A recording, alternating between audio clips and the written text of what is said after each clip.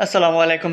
এক জাক প্রেশার মাথায় নিয়ে চ্যাম্পিয়ন্স লিগের আজকে গুরুত্বপূর্ণ কোয়ার্টার ফাইনাল ম্যাচে মোকাবেলা করবে বর্তমান চ্যাম্পিয়ন অর্থাৎ চ্যাম্পিয়ন্স লিগের বর্তমান চ্যাম্পিয়ন পিএসজি এর মুখোমুখি হবে অল রেডরা অর্থাৎ লিভারপুল।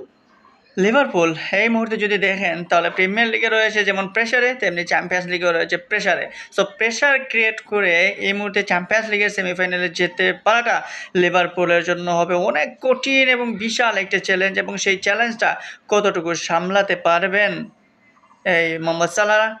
আজকে রাত ১টার সময় লিভারপুল এবং পিএসজির ম্যাচ। এই ম্যাচে যেমন লিভারপুলের মধ্যে একটু প্রেশার থাকবে, তেমনি লিভারপুলের মধ্যে কাছে লিভারপুল ফ্যান যারা রয়েছে তাদের চাহিদাও থাকবে বেশি। ঠিক তেমনি পিএসজি বর্তমান চ্যাম্পিয়ন্স লিগের চ্যাম্পিয়ন, তারা অনেক বছরের সাধনার ফলে 2024 এবং 2025-এর চ্যাম্পিয়ন হয় এই পিএসজি, যাকে বলা হতো ফার্মার লিগের দল। সেই ফার্মার লিগের দল পিএসজি চ্যাম্পিয়ন হয় লাস্ট বছর, এবং সেই চ্যাম্পিয়ন্স লিগের চ্যাম্পিয়ন হওয়ার পর এই মুহূর্তে তারা দাপটের সহিত কিন্তু কোয়ার্টার ফাইনালে রয়েছে। কারণ তারা যেহেতু চ্যাম্পিয়ন, এবং সেই চ্যাম্পিয়ন হিসাবে চ্যাম্পিয়ন্স টিম যেভাবে খেলার কথা, চ্যাম্পিয়ন্স টিম যেভাবে দাপট দেখানোর কথা, প্রত্যেকটা সেকশনে অর্থাৎ গ্রুপ পর্ব থেকে কোয়ার্টার ফাইনাল পর্যন্ত প্রত্যেকটা ম্যাচেই দেখেছি আমরা। ফার্স্ট লেগে লিভারপুলের সাথে দেখেছিলাম পিএসজি 2-0 গোলে জয়লাভ করেছিল। এখন সেই 2-0 গোলকে পাল্টা জবাব দিতে হবে লিভারপুলকে। তারা জিততে হলে, সেমিফাইনালে যেতে হলে 3-0 গোলে কিংবা 4-1 এইরকম ব্যবধানে জিততে হবে। সো এটা একটা কঠিন চ্যালেঞ্জ, এবং সেই কঠিন চ্যালেঞ্জটা সামলাতে হবে লিভারপুলকে। এই মুহূর্তে লিভারপুলের যদি অ্যাটাকিং সাইড দেখেন তাহলে অ্যাটাকিং সাইডে যথেষ্ট পরিমাণ ভালো প্লেয়াররা রয়েছে, কিন্তু তারা কাজের কাজ কিছুই করতে পারতেছে না। আপনি লাস্ট 4-5টা ম্যাচ যদি দেখেন, শুধুমাত্র লাস্ট ম্যাচে ফুলহামের বিপক্ষে লিভারপুল জয়লাভ করেছিল, সেখানে মোহাম্মদ সালাহ একটা গোল করেছেন। তার আগের ম্যাচগুলো যদি দেখেন তাহলে সেখানে তারা চ্যাম্পিয়ন্স লিগের ম্যাচে পিএসজির সাথে হেরেছে, তাছাড়া ম্যান সিটির সাথে হেরেছে।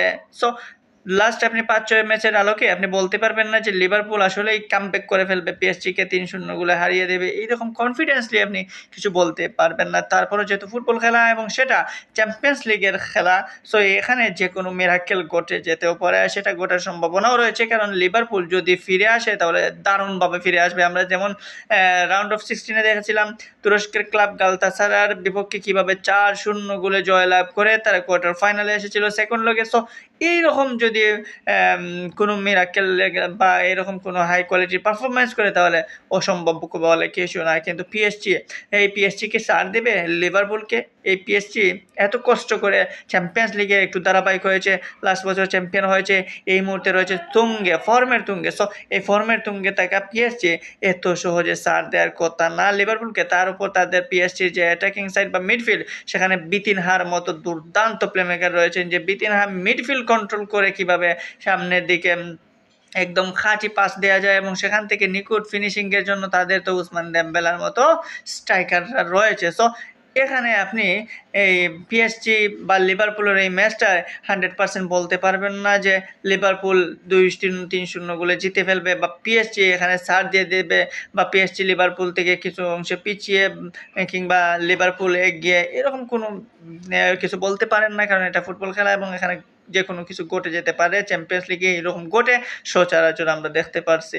সো অপেক্ষায় থাকুন, দেখুন এই লিভারপুল এত প্রেশারের মধ্যে। কারণ প্রেশার এই জন্য বললাম, কারণ প্রিমিয়ার লিগে তারা পয়েন্ট টেবিলের 5-এ রয়েছে।